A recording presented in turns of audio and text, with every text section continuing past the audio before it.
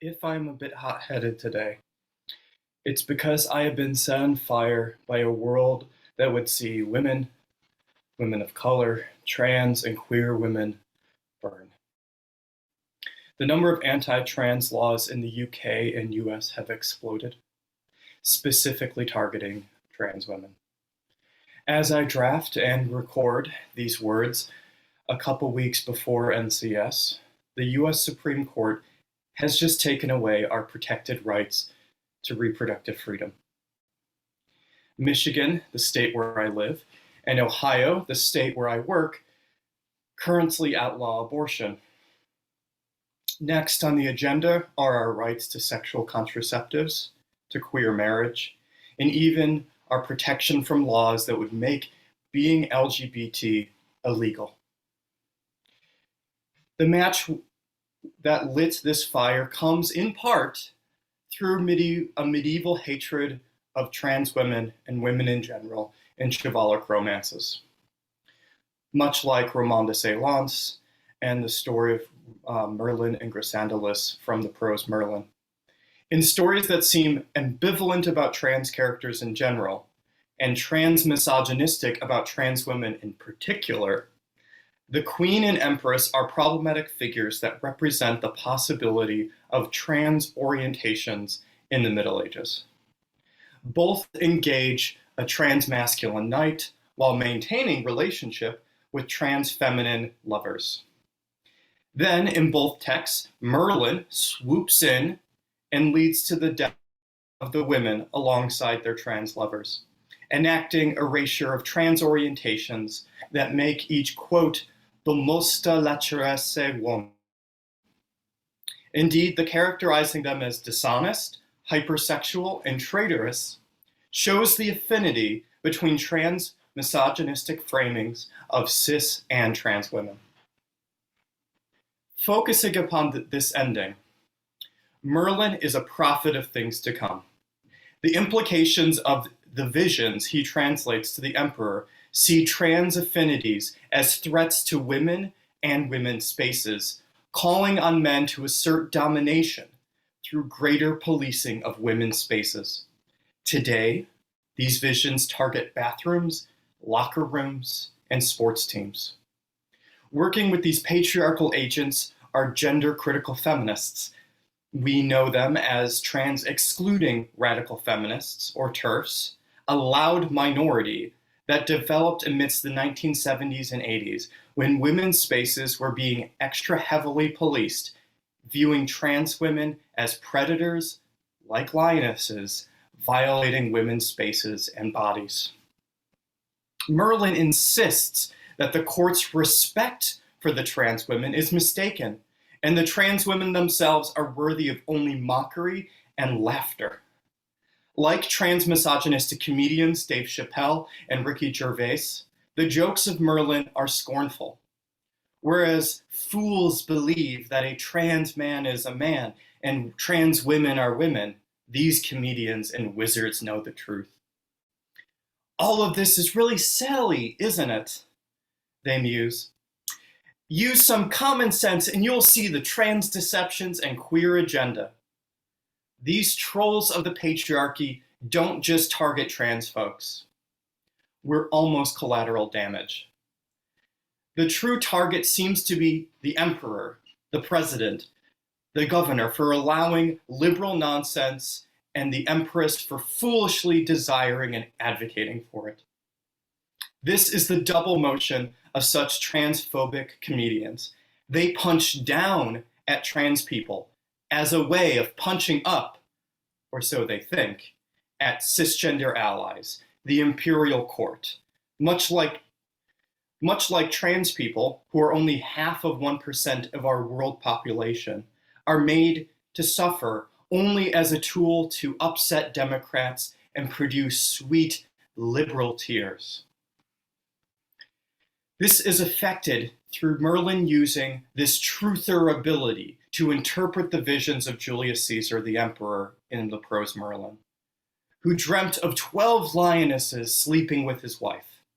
Here we see trans women compared to hungry animals and transsexual orientations compared to bestiality. Once again, queer attraction towards trans people is framed as unnatural. The bedchamber itself is demarcated as a violated space. The trans women enter the emperor's chambers, echoing the transgressive entering of the emperor's wife. Ironically, the Roman context of this story, eunuchs, were common in the bedchamber of wealthy women. Many interpret the name eunuch to translate as servant of the bedchamber. Non-binary eunuchs sexually served the wives of wealthy lords, given that their sterilized bodies would not be able to create children who might compete for the lord's power, money, and inheritance. Yet these sort of trans figures to a medieval audience, the harem of eunuchs would be seen as somehow not quite Christian, as it challenged the doctrines of monogamy, taboos against non-reproductive sex, and of course female pleasure, as well as patriarchal control over the sexuality of women. And an agent of the patriarchy, Merlin embodies the misogynistic desires that men be the only ones free to desire, the only ones free to determine the truth. The crime of the Empress is not just that she desires trans people. Her bigger crime is that she has her own desires and choices. The crime of trans women are not just that we are beasts. Our bigger crime is that we are not the property of the patriarch, if we are. Then as now, trans women are considered pets of our superiors, caged lionesses of a political and social system gone awry. We are considered extensions of twisted kings that allow trans men to serve in the military and perverted women who love us. Women, like the Empress, have forgotten their place, Merlin might as well have said, and they must be reminded. The trans people commit crimes against truth itself and must be repaired to their assigned roles or else killed. This brings us to the judgment that the most supreme court in this story passes down on queer and trans women who do not submit to patriarchal domination. First, they consider burning the Empress and hanging the trans women. The cis woman would die like witches, the trans women would be hung like male criminals. Second, they propose flaying all of their skin, revealing inner truths and the very hearts that dared to desire. Finally, the court decided that all shall burn like women, and all women shall burn.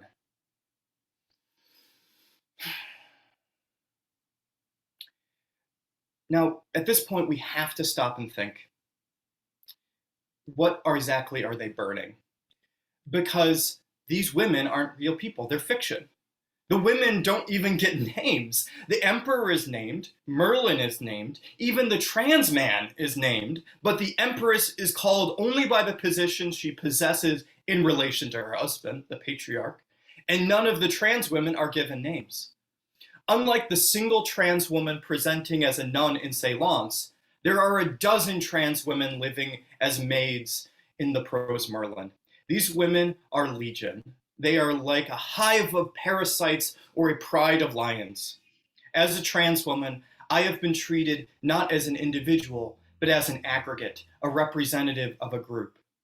Framed as legion rather than as people, we are tokenized on the one hand and demonized on the other.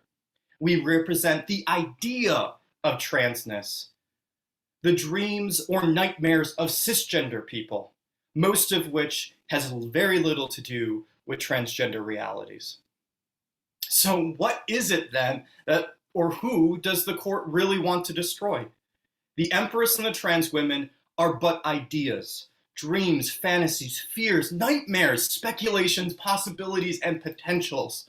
What the patriarchy wishes to burn is the idea of subversive feminine power, uncontrolled desires, and unrestrained choice among women. Prose Merlin engages in violence against women, queer and trans, through the weapon of fiction. But the targets are medieval readers who might harbor such trans orientations or truths. The writing down and preservation of this story was a way that the patriarchy could pass down or impress power over future generations. The empress and maidens burn in the story to show what they would do to us in the real world. The fire may be fiction, but the heat is real. If this overdetermined ending of the story is true, then is there hope for subversive readings? I'm going to say yes, because I need to believe that's so. Because the patriarchy never bothered to learn the names of the trans women they exposed, mocked, or killed. They don't know our stories. Hidden by the smoke of their ignorance, we grow into a legion, a pride of lionesses, unchecked, unknown, and undaunted. The evidence is right in front of you. As a trans woman, I am laughed at by Merlins, judged by courts, mocked by medievalists who call me scornful names in the New Chaucer Society emails. And I'm denied tenure-track jobs.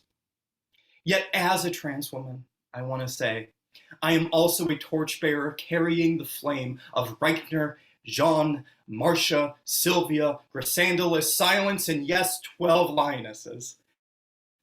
We are the daughters of the witches that would not burn, it is said. An orientation towards transness has existed for millennia. My spouse and I have what is called a T for T relationship, a trans person who is in a relationship with another trans person. In our case, I, a trans woman, am married to a non-binary person.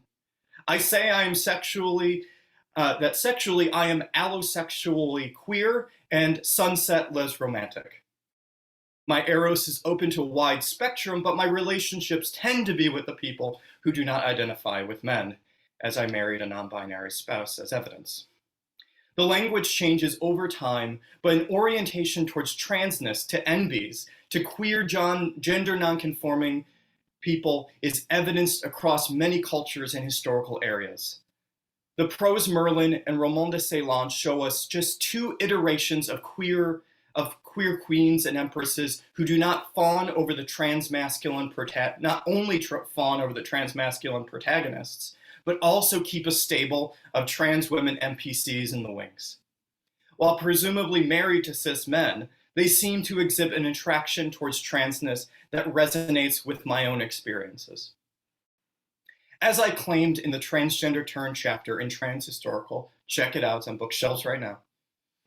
If we are to view trans people beyond the viewpoint of the cisgender turn, we must consider the power and perspective of medieval trans figures. Take, for instance, the description of the trans woman's hair in the Prose Merlin. I will end with this thought.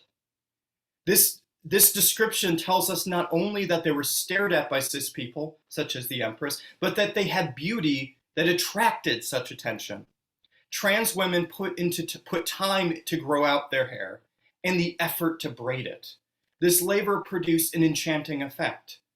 How much changes when we turn away from the fetishization of trans women by cis people to recognizing the transsexual power of these women. If we acknowledge these trans women are hot. I told you, the heat is real. Feeling the heat of trans hotness is not only phenomenological, it is epistemological.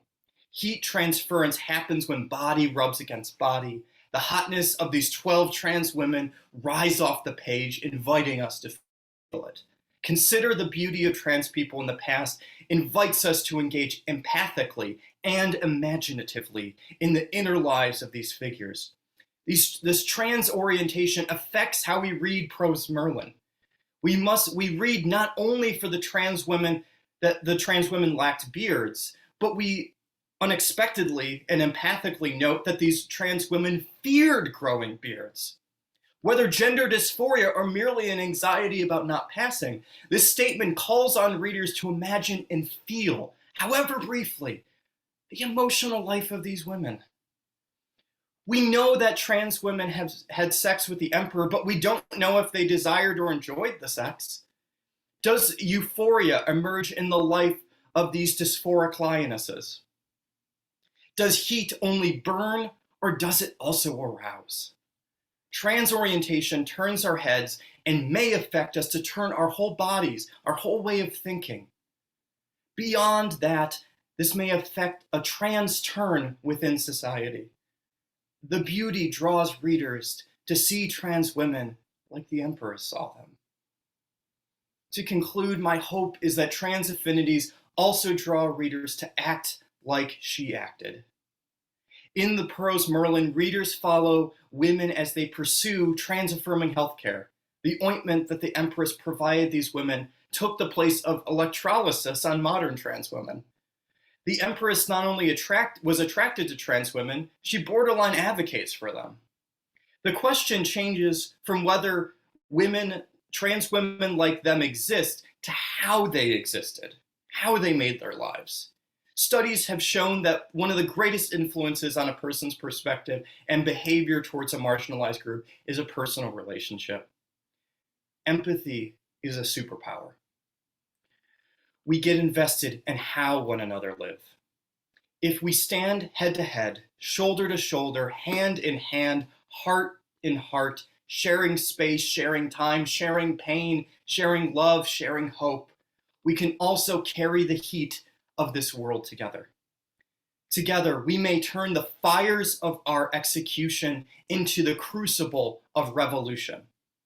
And if we can, agents of the patriarchy, be warned. When we show up, the heat and the fire will be real.